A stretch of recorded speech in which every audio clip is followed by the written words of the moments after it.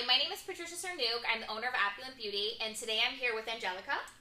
Hi, I'm an independent contractor. I took the plunge about 3 years ago, so today we're just going to go over how to be your own boss. So being your own boss is the most refreshing and freeing experience that you can possibly have when it comes to being in this industry.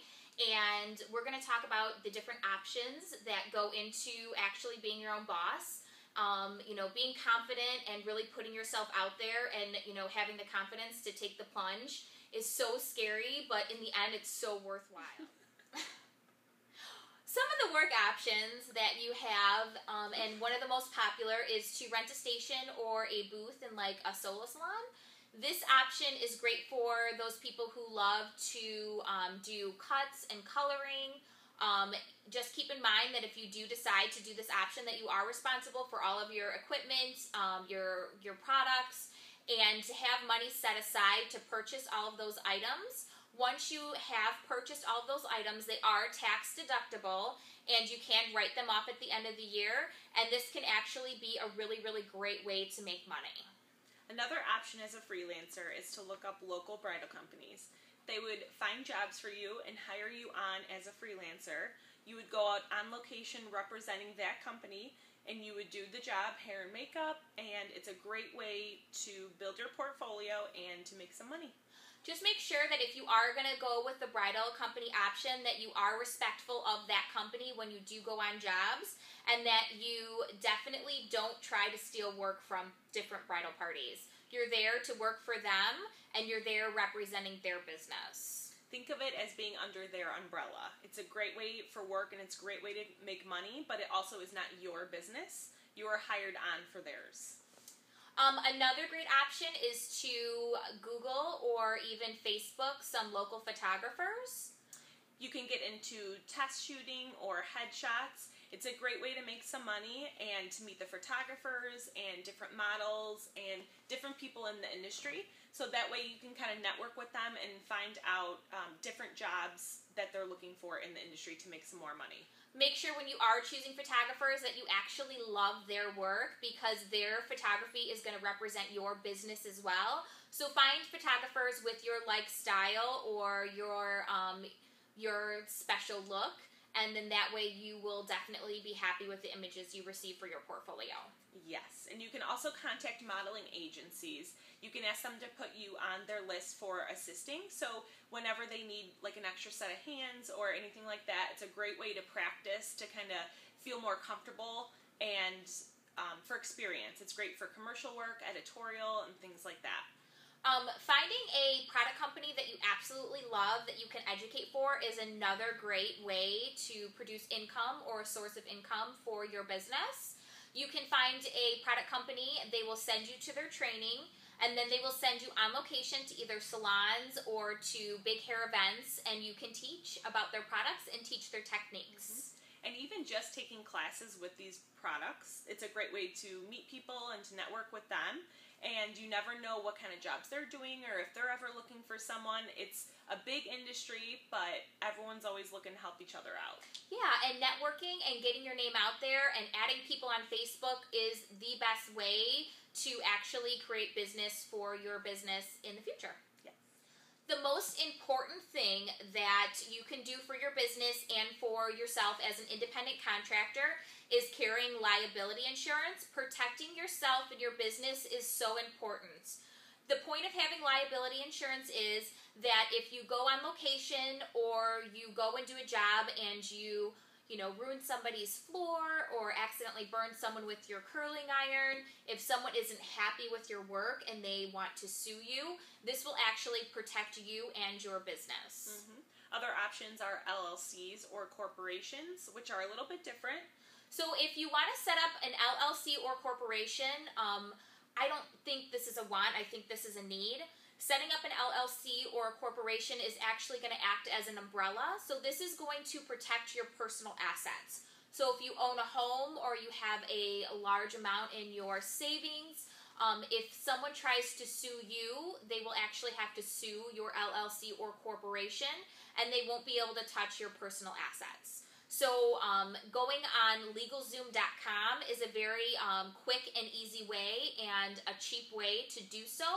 And following the prompts on the LegalZoom website will actually help you decide which one you want to form, if you want to form an LLC or an S Corp or a C Corp. But I definitely think like this is a must. If you can't do it in the beginning of your business, set time and money aside for later in the future, and then definitely do that for your business. Another thing to keep in mind is when you are an independent contractor, you are liable for your own taxes. So it's a little, I wouldn't say a downside, but it's something that you have to be educated about and know that it's something you have to plan for. So setting up quarterly taxes, so you would be paying a certain amount that's estimated with how much you bring in for the year, for the few months. So you just want to make sure that you save a certain amount of the money that you bring in from the jobs. Finding the right accountant and a very good accountant is going to save your butt at the end of the year. You also want to make sure that when you're paying your quarterly taxes that you go to an accountant that knows how to estimate a proper amount. Finding somebody who is familiar with our industry is so important. You know, there's only two things that are for sure in life, and it's death and taxes. And the government definitely wants their money. So always being honest and always setting aside at least 35% for taxes is key. Yes. You just want to be prepared. It's better to be more prepared than not be. That's true. And then if you have some left over at the end of the year, it's a bonus. It's even better. Yeah. Another thing that we wanted to talk about was 1099. You can talk about it. I'll talk about it. Okay. So what a 1099 is, either you will be issuing a 1099 to people who work for you or your company, or a company you work for will issue you a 1099. This really is just proof to the government that you either received income or dispersed income. So in the state of Illinois, the amount is $650. So if you have somebody that you paid $650 or more to, you are required by law to issue them a 1099. And vice versa. If someone gives you $650 in funds or payments, they're required to issue you a 1099. If someone is issuing you a 1099, make sure that you claim these assets and this pay at the end of the year. If you do not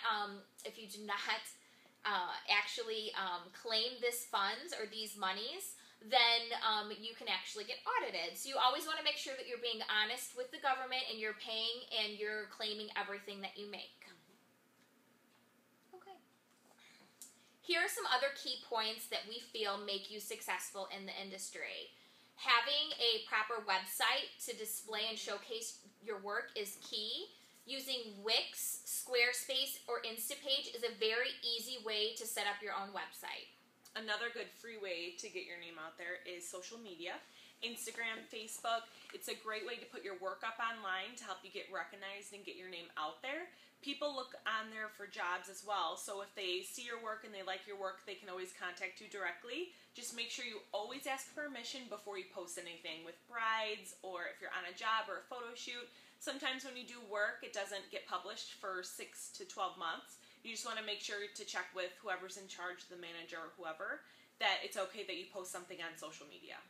Absolutely. You don't want to post something and then, show something. Can't use it. Yeah, show something off that wasn't ready to get launched yet. Yeah. That will actually keep you from getting work. Yes. Having a separate social media platform for personal and professional is also very important. Mm-hmm. You want your Instagram or your Facebook just to display your work, not show where you were partying on Friday night. So make sure that you do have a personal one for all of your personal posts, and you have a professional one that just showcases your work. You always want to make sure to carry business cards on you, whether you're just going to the grocery store or if you're going to a class or anything at all. You never know who you're going to meet, when you're going to meet them, so you always want to be prepared. You can check moo.com, MOO.com, or Vistaprint, and they're great for business cards.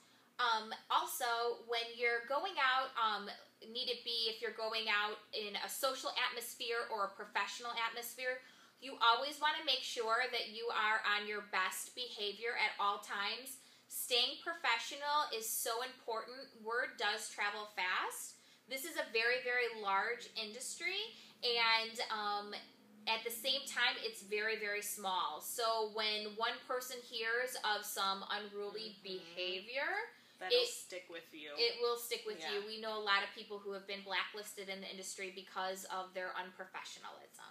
Yes. So hopefully these tips were helpful for you today, and we will definitely be doing more videos like this in the future. It's just the tip of the iceberg, so just make sure you have a good business plan. You have your Go ahead. Oh, make sure you have a good business plan, and that you make sure that you're protecting yourself in the future. And we'll definitely be doing more videos like these in the future. So if you want to subscribe to our channel, we'll be doing videos on business. We'll be doing videos on how-tos and tutorials. So make sure you subscribe to our channel. And if you have any questions regarding any of this material that we covered today, please feel free to either leave a comment or question or email us personally. Yes. Thanks for watching. Thanks.